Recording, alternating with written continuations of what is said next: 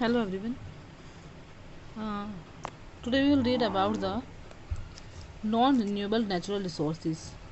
अब देखिए non renewable क्या होते हैं। नॉन रिन्यूएबल ऐसे होते हैं जिनको वापस से रिन्यू नहीं किया जा सकता है। जैसे non renewable natural resources are those resources which can not be replenished easily. देखिए ये ऐसे रिसोर्सेज होते हैं जिनको आसानी से रिप्लेनिश नहीं किया जा सकता। जैसे कि हमने आपको रिन्यूएबल में बताया था कि कुछ चीज़ें ऐसी होती हैं जैसे वाटर प्लांट, ये हमारे ऊपर डिपेंड रहते हैं। एनिमल्स हम इनको अगर पालेंगे तो ये आपके रिन्यू हो जाएंगे। अगर हम एनिमल्स को पालेंगे तो उनके आगे से फिर उनकी जो जातियाँ हैं प्रजातियाँ वो बढ़ती जाएंगी, उनके बच्चे होते रहेंगे। ऐसे ही प्लांट्स को भी अगर हम प्लांट्स को हम उगाएंगे ज़्यादा से ज़्यादा तो प्लांट्स की कमी भी नहीं होगी और ये भी क्या हो जाएंगे, रिन्यू। ठीक है। पानी का भी ऐसे ही है कि बहुत अच्छे से इसको यूज़ करना, बारिश का पानी उसको कलेक्ट करना, पानी के अंदर डालना। तो ऐसे भी क्या होता है कि जो वाटर बॉडीज़ होते हैं वो भी रिन्यू हो जाती हैं। लेकिन नॉन रिन्यू में क्या होता है, जिनको हम रिप्लेनिश नहीं कर सकते हैं। जैसे कोल, ये नेचुरल हमारी प्रकृति में पाया जाता है और कोयला हम नहीं बना सकते हैं। Natural gas, oil and rock minerals such as platinum, gold and silver are some of the examples of non renewable resources. There are, देखिए ये सारे एग्जाम्पल है किसके, नॉन रिन्यूएबल रिसोर्सेज के। ये वापस से हम इनको रिन्यू नहीं कर सकते हैं। There are limited amount of these resources, क्योंकि इनका जो अमाउंट है वो लिमिटेड है। अब ये बड़ी मात्रा में अर्थ के ऊपर नहीं है। Which could deplete it used excessively. देखिए अगर हम इनको बहुत ज़्यादा यूज़ करेंगे, एक्सेसिव का यूज़ करेंगे तो ये क्या हो जाएंगे, डिप्लीट हो जाएंगे, यानी कि एक टाइम पे आकर के ये बिल्कुल ख़त्म हो जाएंगे। These resources take millions of years to form. इन रिसोर्सेज को बनने के लिए मिलियंस ऑफ ईयर्स लग जाते हैं। दे देयर फॉर, लाखों साल लग जाते हैं इनको बनाने में। They therefore can not be replenished once they are exhausted. देखिए अगर ये एक बार आपके रिप्लेनिश हो गए, अगर आपके एक बार ये ख़त्म हो गए तो हम इनको रिप्लेनिश नहीं कर सकते हैं। एक्सॉस्टेड का मतलब होता है कि अगर ये ख़त्म हो गए तो हम इनको रिप्लेनिश या वापस से नहीं ला सकते हैं। Let's talk, we must use natural resources wisely and treat them with respect. इसलिए हम लोगों को चाहिए कि हम नेचुरल रिसोर्सेज को बड़े दिमाग से ट्रीट करें इनको, दैम विद रिस्पेक्ट। रिस्पेक्ट का मतलब है यहाँ पर आपका कि ऐसे नहीं कि जो आपका पानी है वो भी बह रहा है, या हम बेफिजूल में ज़्यादा इसका यूज़ करें। जितनी ज़रूरत है उतना वाइजली, एकदम बुद्धिमत्तापूर्ण हमें इनका यूज़ करना चाहिए, जिससे कि ये हमारे आने वाली पीढ़ियों के लिए भी काम में आए। Discuss what would life be like if we if we did not have the natural resources. देखिए क्या होगा कि अगर नेचुरल रिसोर्स नहीं होंगे, ठीक है, अगर ये ख़त्म हो जाएंगे तो लाइफ कैसी हो जाएगी। Exhaustible and inexhaustible resources. The natural resources can also be classified as exhaustible और इनएक्सहॉस्टिबल रिसोर्सेज। अब देखिए नेचुरल रिसोर्सेज को दो तरीके से क्लासीफाई किया जा सकता है, एक एक्सहॉस्टिबल और इनएक्सहॉस्टिबल।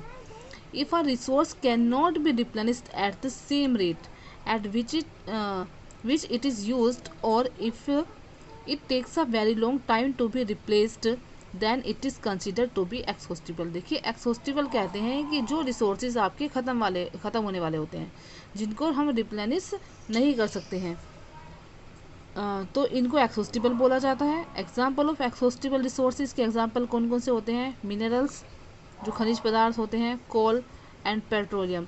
एक टाइम ऐसा आएगा कि जब ये बिल्कुल ख़त्म हो जाएंगे। Exhaustible resources are available in nature in limited quantity. देखिए एक्सहॉस्टिबल जो रिसोर्सेज होते हैं ये हमारी नेचर के अंदर लिमिटेड क्वांटिटी के में होते हैं, and may gate exhausted by increasing use. और ये एक्सहॉस्टेड हो जाएंगे क्यों, अगर हम इनका ज़्यादा से ज़्यादा यूज़ करेंगे तो एक टाइम पे ये ख़त्म हो जाएंगे। They may even get degraded in quality by human activities. और इससे क्या होगा कि इनकी जो क्वालिटी होती है वो डिग्रेड हो जाएगी, जो ह्यूमन एक्टिविटीज़ के द्वारा इनकी क्वालिटी भी घट जाएगी। Resources like water, air and sunlight are available in unlimited quantity in nature। देखिए हमारी जो रिसोर्सेज आपके वाटर हो गया, एयर और सनलाइट, ये अनलिमिटेड क्वांटिटी में है, हमारी प्रकृति के अंदर बहुत बड़ी मात्रा में है। पानी भी बहुत बड़ी मात्रा में है। They are not likely to be exhausted by human activities, human activities के द्वारा ये एक्सहॉस्ट नहीं होने वाला है। ऐसा नहीं होगा कि एक टाइम पे आकर के हवा ख़त्म हो जाएगी, पानी ख़त्म हो जाएगा, सनलाइट ख़त्म हो जाएगी, ऐसा नहीं है। Such resources are said to be inexhaustible, इसलिए रिसोर्सेज को क्या बोला जाता है, इनएक्सहॉस्टेबल बोला जाता है। जब तक अर्थ है, जब तक लोग हैं, तब तक सन भी रहेगा, एयर भी रहेगी और वाटर भी रहेगा। सच लेकिन इतना है कि जो साफ पानी है आपका पीने लायक, पोर्टेबल वाटर की कमी हो जाएगी, क्योंकि समुद्र, बहुत सारे समुद्र और समुद्र में बहुत पानी है, लेकिन उन समुद्रों के पानी को हम यूज़ नहीं कर सकते हैं अपनी डेली लाइफ में। इसलिए पानी की अमाउंट बहुत ज़्यादा है, वो ख़त्म भी नहीं होगी जल्दी से, लेकिन जो पोर्टेबल वाटर है उसकी अमाउंट कम ही है। इसलिए कहा जाता है कि पानी को बचाने की कोशिश करनी चाहिए। They will never run out, ये कभी भी ख़त्म नहीं होने वाले हैं। Let us take the example of air which is abundant and is used for so many purposes. जैसे एयर, देखिए अबंडेंट यानी कि इतनी बड़ी मात्रा में है, प्रचुर मात्रा में है ये, और ये हम इसका यूज़ कितने से भी पर्पज़ के लिए, बहुत सारे कार्यों के लिए हम एयर का यूज़ कर सकते हैं, कितना भी यूज़ करिए इसका। Air is use by all living things to breath, देखिए एयर का यूज़ कौन करता है, सभी लिविंग थिंग्स करते हैं ब्रेथ के लिए। अब आप देखिए कितनी बड़ी आबादी है, कितने सारे लोग हैं अर्थ के ऊपर, सभी सांस के लिए एयर का यूज़ करते हैं। It is also use for activities like blowing up toys, इसका यूज़ किस में होता है, टॉयज़ के अंदर हवा भरने के लिए होता है। प्रोपेगेटिंग साउंड्स, कोई भी साउंड होता है उसका प्रोपेगेटिंग, मतलब साउंड का आना जाना, ये सब किसके थ्रू होता है, ये सब एयर के थ्रू होता है। एंड फ्लाइंग प्लेन्स, और जो आपके एरोप्लेन्स वगैरह उड़ते हैं तो उन सबको उड़ाने में भी एयर हेल्प करती है। Still it never gets exhausted, इसलिए इसका मतलब ये कि इतना यूज़ होने के बाद भी ये आपकी एक्सहॉस्टेड नहीं होगी।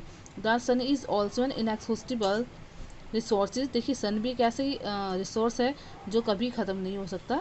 It warms the land and water, ये पानी और लैंड को गर्म करता है। Plants use the sun's energy to make food, sun की एनर्जी को प्लांट्स यूज़ करते हैं अपना खाना बनाने के लिए और अपनी ग्रोथ के लिए। Human beings use the sun's energy for solar power, अब लोगों ने भी सनलाइट का यूज़ करना शुरू कर दिया है, सन का पावर। आपने देखा होगा जो सोलर पावर की जो चीज़ें होती हैं, सोलर पावर की अब जो गैस के चूल्हे वगैरह भी हैं और लाइटिंग भी है, बहुत से गाँव में बड़ी बड़ी प्लेट लगी रहती हैं जिनसे ये पूरा का पूरा आपका लाइटिंग वगैरह को सोलर से चल जाती है। तो इसको कितना भी यूज़ करिए ये ख़त्म नहीं हो सकता है। Next topic is sources of energy. Humans need energy for every function they perform, देखिए एनर्जी का स्रोत क्या है, ह्यूमन्स को कोई भी कार्य अगर करना है तो उसके लिए उनको एनर्जी की ज़रूरत पड़ती है।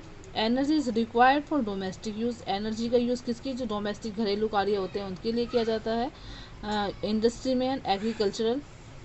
टुडे वेरियस डिवाइसेस, आज के टाइम पे बहुत सारी ऐसी डिवाइसेस हैं we use in everyday life, जिनका यूज़ हम अपने डेली की लाइफ में करते हैं, such as TV, computer, air conditioners and telephone, requires some or the other form of energy.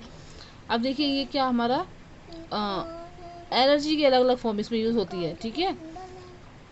जैसे कि टीवी हो गया, कंप्यूटर की, यहाँ पर भी क्या, यहाँ पर भी एनर्जी का यूज़ होता है। हम लोगों को भी एनर्जी चाहिए, हम एनर्जी के लिए खाना खाते हैं। ऐसे ही अगर हमें टेलीफोन या एयर कंडीशनर या कोई टीवी वगैरह चलाना है, कंप्यूटर चलाना है, इसके लिए हमको इलेक्ट्रिक एनर्जी जरूरत पड़ती है। तो to meet our increasing energy demands, इसलिए अपनी जो हमारी एनर्जी की डिमांड्स जैसे आज के टाइम में बढ़ती जा रही है, इस तरह की चीज़ें, बहुत अप्लायंसेस घरों में यूज़ हो रहे हैं डेली लाइफ में, तो उस डिमांड को पूरा करने के लिए we need to tap various sources of energy generation, इसलिए हमको जो हमारी एनर्जी का जो जनरेशन, उसका उत्पादन है, उसके ध्यान रखने की ज़रूरत है। दीज सोर्सेज कैन बी इधर रिन्यूएबल और नॉन रिन्यूएबल। अब देखिए ये सोर्सेज आपके क्या रिन्यूएबल भी हो सकते हैं और नॉन रिन्यूएबल भी हो सकते हैं। कैसे, renewable resources are better sources of energy as they, renewable जो सोर्सेज होते हैं वो ज़्यादा अच्छे हैं एनर्जी के सोर्सेज से, as they can be replenish, क्योंकि इनको रिप्लेनिश किया जा सकता है। Nowadays many renewable energy sources are available, देखिए आज के टाइम पे बहुत सारे ऐसे रिन्यूएबल एनर्जी सोर्सेज अवेलेबल हैं। एग्जाम्पल के लिए सोलर एनर्जी, देखिए सोलर एनर्जी से क्या होता है, wind energy, geothermal energy and hydro energy, wind energy, sorry geothermal energy and hydro energy, ये सारी की सारी एनर्जी होती है जिनसे हम अपने जो इनको रिन्यू किया जा सकता है।